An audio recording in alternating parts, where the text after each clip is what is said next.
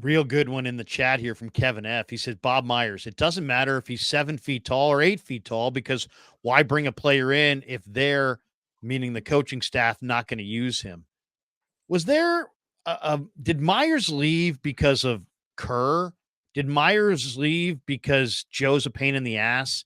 Or did Myers leave because he Second saw one. the end coming and he didn't want to This, be the bad guy and be the guy who had to banish all these players that Bob's not cold. Bob's warm.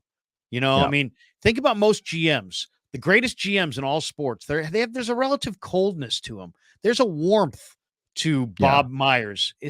Was he too warm of a guy to be there when this thing broke up? I think that was part of it. And he's advertising that part of it of, oh, I just can't really have that conversation with Clay. And maybe that's the downside of having been a player agent. I think Bob sometimes, if you wanted to make a criticism of a guy who won 4 championships, it would be that he sometimes acted like a player agent when he was the general manager. He was almost like a den mother. He was checking in on everybody too, of like, are you good? Are you good? How are you feeling? And there's a value to that. There's a utility to that. But sometimes maybe you need those harsher standards, like we were talking about with Wiggins, and you need to not act like the guy's friend or somebody who's assisting him in his life. You go, look, this is how it has to be. I think the main reason Bob Myers left the Warriors is the Joe Lacob thing. I really do. I mean, that's what I would hear about all the time. I think it was draining to work for Joe. I think whatever Joe does that drains people probably also helps them be productive. But year after year of that, when you've won 4 championships, at a certain point, you go, get off my back. Maybe you get a little sick of having a boss. And additionally, and this wasn't talked about a lot, I think people don't know what the GM job is like. It's hard for them to envision. Some people think it's like playing fantasy basketball. Some people think it's something else.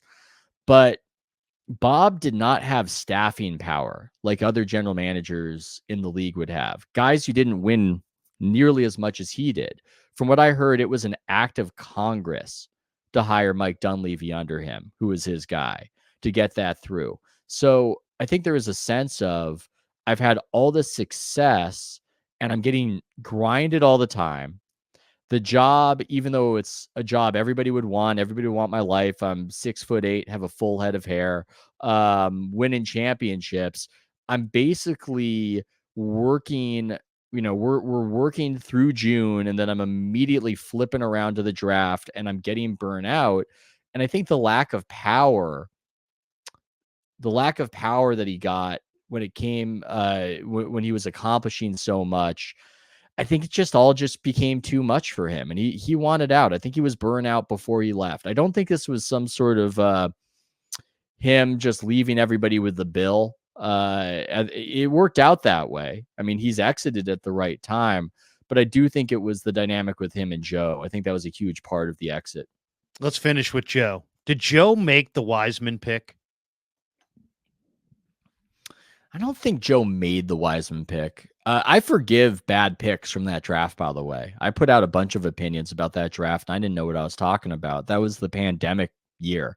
That was a very weird season to analyze. Everything got paused. I think it screwed up the development of the guys in that draft, because when you look back at it, it's not a good one.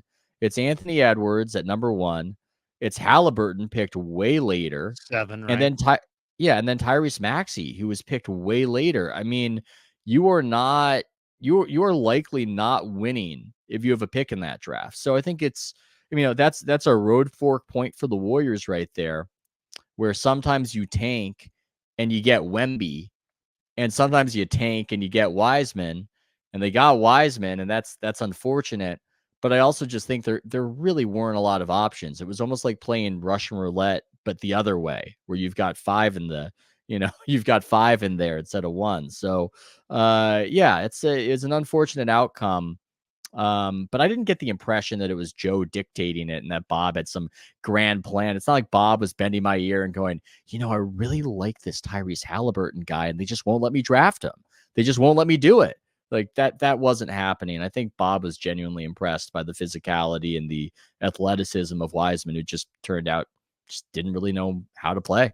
Terrible hands, terrible timing. He was a great paper prospect. I mean, the guy spoke Mandarin or speaks Mandarin. Last one on the Warriors, and we'll jump to the Niners. Who is Joe Lacob? I feel like I don't know anything about Joe Lacob. I mean, like, is Joe Lacob the sentimental guy that wants to go to the finish No, line with Steph and Clay no, and Draymond and man, he's all about sentimental? Or no, and is he about money or is he motivated by no. titles? Because he's always said, "Hey, man, I'll spend the money." But I get the feeling that he's hesitant to see Draymond and Clay and Steph go because there's brand recognition. It's an opulent, expensive arena. The first time I was in it, my first thought was the Warrior business people challenged the Warrior basketball people to maintain a really compelling product because this arena is opulent, Yeah. it's expensive, and you're going to have a draw going forward. Do you think he cares more about making that arena profitable and people coming through the turnstiles, or is he more worried about getting that next title? I mean, his ambition is bigger than that. He wants it. He wants to somehow turn the Warriors into some sort of international brand that will flip to something else. He is not sentimental. I kind of appreciate how unsentimental he is because a lot of people are fake. I don't like Mark Benioff, the tycoon of Salesforce, is Right. the type of billionaire that I don't love, where he's always telling you about how he's saving the world and what a good guy he is. And I don't enjoy that. I like that Lacob is just a shark who acts like a shark. And he is such, excuse my language, he is such an asshole, but in a way that amuses me, where I can't even remember. We were having a conversation about his politics. I don't even know how we got on that topic. And he said something like, well, when you make a lot of money, they try to take it from you. And then he said to me, you wouldn't understand. And then he just like walked away before I said anything in response. That is awesome. And it was just, that's him. He doesn't even know. He doesn't even know when he's offending people. It's one of the reasons why Ritter, the Warriors PR guru, has to be around him at all times, because he's afraid that this guy is going to grab a microphone and foam at the mouth and start yelling about light years and how he wants to kill all his opponents. So I think the good news for Warriors fans is that he is psychotically competitive. He wants to win. That's huge. That's table stakes, I think, for having a good organization. I think your owner giving a shit is maybe the most important thing for long-term success.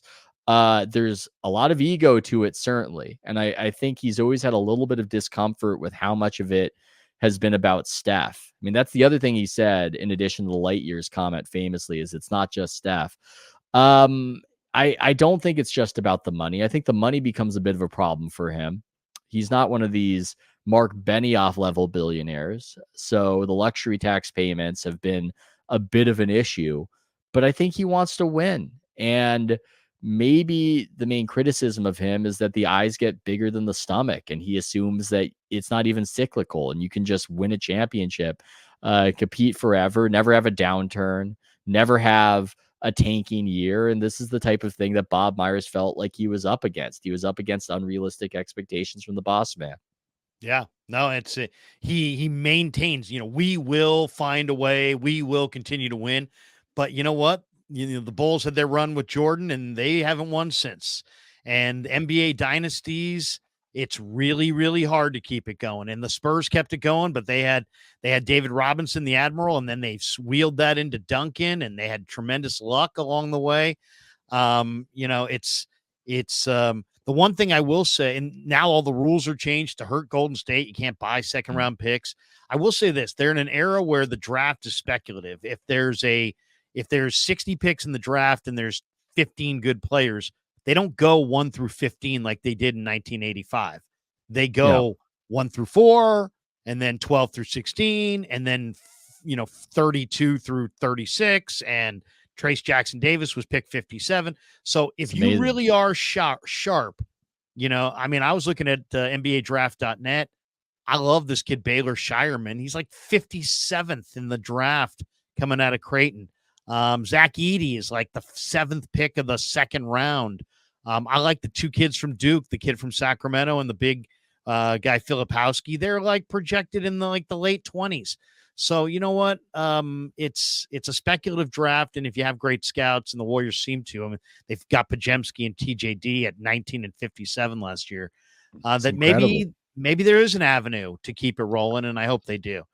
Yeah, and Um, I Go just want ahead. to give like one little note of optimism. Two hits in the draft. I mean, they were not getting that kind of luck before. Maybe you say that's the Dunleavy bump, but I don't think Warriors fans are used to that necessarily of having an infusion of young talent that will grow. I mean, I think Moody also shows a lot as well, but those two guys, those look like hits in the draft, and I'm very intrigued by Jackson Davis. These guys where they're doing it when people don't think they should be able to. They go, "Hey, he's 6'9", he's not a center, but he's doing it." I always think there's a lot of hidden value in guys like that. So I don't know what the ceiling is on a TJD, but I think he's already been undervalued. He was undervalued in the draft. It's not out of the question that people are still undervaluing what he might actually flourish into if time goes on. So that's one guy especially that I'm watching. I can't tell you that I know he's going to be whatever, but he might have more potential. The chat, we got this one. It's your boy PK Man OG says Larry, Sacramento Kings blue background. No, the Kings are purple. There we go. There's your Kings. You like Kings? We can switch it to the Kings. And then we got this one because I'm streaming in the morning with Damon Bruce. JJ says, Larry, use that line on Damon Bruce tomorrow during Wake Up. You wouldn't understand, Damon. You wouldn't understand. You know he would love that. He would absolutely.